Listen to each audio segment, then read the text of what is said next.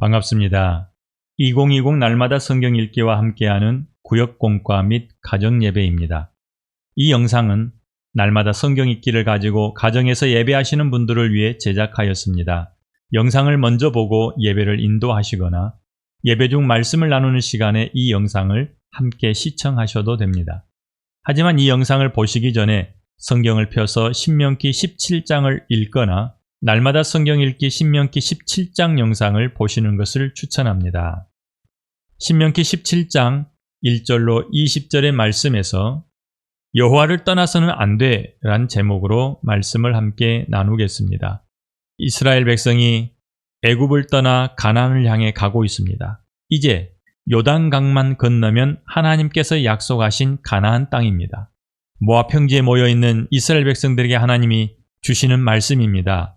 가나안 땅에 들어가거든 너희의 종교, 너희의 사법, 너희의 정치, 그리고 너희의 경건에 이르기까지 하나님을 떠나서는 안 돼 라고 말씀하는 것입니다. 여호와 하나님께서 모세에게 주신 율법을 기준으로 삼고 그 말씀에 순종하며 사는 것이 왕 되신 하나님과 함께 사는 것이요 하나님을 닮은 거룩함을 유지하는 길이었습니다. 말하고 행하는 것뿐 아니라 앉고 일어섬이 여호와 하나님의 말씀과 연관이 있습니까? 우리 스스로에게 이렇게 질문을 던지는 겁니다. 나는 지금 내 하나님 되시고 내 왕 되신 하나님과 어떤 관계에 있습니까? 내가 행동하는 것, 그리고 내가 앉고 일어서는 것이 하나님과 관계에 있습니까? 하나님 말씀으로부터 출발했습니까? 라고 묻습니다. 이 물음을 마음에 두시면서 같이 본문을 살펴보겠습니다. 본문 말씀을 반복하여 정독한 후에 답을 찾으십시오. 신명기 17장을 읽으십시오. 하나님 백성은 언제나 거룩하기에 힘써야 합니다. 자신만 거룩할 것이 아니라 백성 전체가 거룩하도록 힘써야 합니다. 이것이 하나님 백성이 살아가는 방법입니다. 거룩하려면 오직 여호와 하나님만을 섬기고 하나님의 공의를 따라 살아야 합니다. 다른 신을 섬기거나 공의를 저버리는 것은 거룩함을 더럽히는 것이며 이런 일을 행한 자는 하나님 백성 가운데서 제거해야 합니다. 이처럼 악한 일을 행한 자를 누구든지 간에 죽임으로써 악을 제거하면 하나님 백성 가운데 어떤 결과가 일어날지를 말씀하고 있는 구절은 어디입니까? 13절입니다. 그리하면 온 백성이 듣고 두려워하여 다시는 무법하게 행하지 아니하리라. 아멘. 하나님의 명령에 불순종한 사람, 하나님을 떠나 우상을 숭배하는 사람을 죽임으로 이 소식을 들은 백성들이 두려워하여 다시는 하나님 앞에서 무법하게 행하지 않도록 하기 위함이다 라고 말씀하고 있습니다. 이스라엘 백성이 애굽에서 나와 가나안 땅에 도착하는 것보다 더욱 중요한 것은 바로를 왕 삼았던 이스라엘이 하나님을 왕으로 인정하고 순종하는 것이었습니다. 가나안에 정착한 후에 더욱 힘써야 할 것은 하나님께서 주신 율법을 붙들고 하나님의 왕 되심에 순종하는 것입니다. 말씀에 순종하며 산다는 것은 하나님을 왕으로 모시고 사는 것입니다. 가나안 땅을 얻는 것보다 그곳에서 하나님이 그들의 왕이 되고 그들은 하나님의 백성이 되는 하나님과의 바른 관계를 맺는 삶이 더욱 중요했던 것입니다. 이제 우리 안에 하나님은 우리의 왕으로 계시는지를 생각하며 문제를 풀어봅니다. 1번. 백성 중에 생겨난 우상 숭배자들을 처리하는 규정이 가르치는 교훈을 찾아보십시오. 우리에게 적용할 수 있는 지혜는 무엇입니까? 가서 다른 신들을 섬겨 그것에게 절하며 내가 명령하지 아니한 1월 성신에게 절한다 하자. 그것이 내게 알려짐으로 내가 듣거든 자세히 조사해 볼지니 만일 그 일과 말이 확실하여 이스라엘 중에 이런 가증한 일을 행함이 있으면 너는 그 악을 행한 남자나 여자를 내 성문으로 끌어내고 그 남자나 여자를 돌로 쳐 죽이되. 다른 신들을 섬겨 절하는 것은 하나님과의 언약을 어기는 일입니다. 이스라엘 백성들이 애굽에서 나올 때에 하나님과 언약하기를 하나님은 그들의 왕이 되시고 이스라엘은 하나님의 백성이 되기로 하였습니다. 그런데 다른 신을 섬겨 절한다는 것은 다른 신을 왕으로 모셔드린다는 것이며 이것은 곧 하나님과의 언약이 파기되는 일입니다. 그러므로 1월 성신에게 절한다는 소식을 들으면 반드시 철저하게 조사해야 합니다. 그리고 그것이 만약 사실로 밝혀진다면 그 사람이 누구든지 남자든 여자든 끌어내어 성문 밖에서 죽여야 합니다. 하지만 아무나 죽일 수는 없고 반드시 2~3명의 증인을 세워서 증거한 후에 이 일을 처리해야 했습니다. 그때 증인이 먼저 손을 댄 후 백성들이 돌을 던져야 했습니다. 이 말씀을 통해서 우리가 볼 수 있는 교훈이 있습니다. 어떤 경우라도 우상 숭배는 허락되지 않습니다. 하나님 외에 다른 어떤 것도 하나님을 대신하여 우리를 다스릴 수 있는 존재가 없습니다. 우리는 하나님 외에 다른 어떤 것이 하나님의 자리에 앉지 않도록 우리 자신을 잘 관리해야 할 것입니다. 또한 증인으로 나서는 사람이 가지는 책임감이 엄청났던 것을 보면서 우리가 교훈 삼을 수 있습니다. 2~3 사람이 증인으로 서야 하고 먼저 증인이 돌로 친 후에야 다른 사람들이 형을 집행하는 이 과정을 통해서 확실하게 드러날 때까지 조사하고 먼저 돌을 들어 치는 일로 재판의 공정성을 유지하게 하시는 하나님의 지혜, 우리가 본받아야 할 것입니다. 어떤 경우에라도 우상숭배는 허락되거나 용납되지 않았고 증인된 사람은 반드시 우상숭배자의 죽음에 대해 책임을 져야 했습니다. 2번, 재판의 한계가 드러날 때에 백성들이 취할 수 있는 태도에 대해 살펴봅니다. 무엇이 판결의 기준이 되어야 합니까? 내 성중에서 서로 피를 흘렸거나 다투었거나 구타하였거나 서로 간에 고소하여 내가 판결하기 어려운 일이 생기거든 너는 일어나 내 하나님 여호와께서 택하실 곳으로 올라가서 레위 사람 제사장과 당시 재판장에게 나아가서 물으라.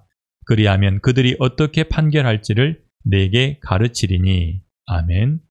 백성들 사이에서 형사재판이나 민사재판이 열리고 그들이 스스로 판결하기 어려운 상황이 발생했을 때면 제사장과 당시 재판장을 찾아가야 했습니다. 그리고 그들이 가르치는 대로 순종하여 판결을 내려야 합니다. 왜냐하면 당시 재판장이나 제사장은 하나님으로부터 권위를 부여받은 하나님 대리 통치자의 역할을 하고 있기 때문입니다. 그들의 말은 곧 하나님의 말씀과 같은 권위가 있었고 그들은 하나님으로부터 말씀을 받아서 백성들을 치리하고 판결을 내렸습니다. 그러므로 그들이 가르치는 대로 순종하여 행하여야 하지만 혹시라도 여호와 하나님 앞에서 섬기는 제사장이나 재판장의 말에 순종하지 않는 사람이 있다면 그들은 죽여야 했습니다. 순종하지 않는 사람을 죽여 온 백성이 같은 죄에 빠지지 않도록 교훈하게 하신 하나님의 뜻을 헤아릴 수 있기 바랍니다. 우리는 이러한 규례에서 아주 중요한 원리를 깨닫게 됩니다. 먼저 하나님께서 제사장과 재판장에게 자신의 권위를 위임하셨고 그들이 바른 판결을 하도록 도우실 것이라는 것을 알게 됩니다.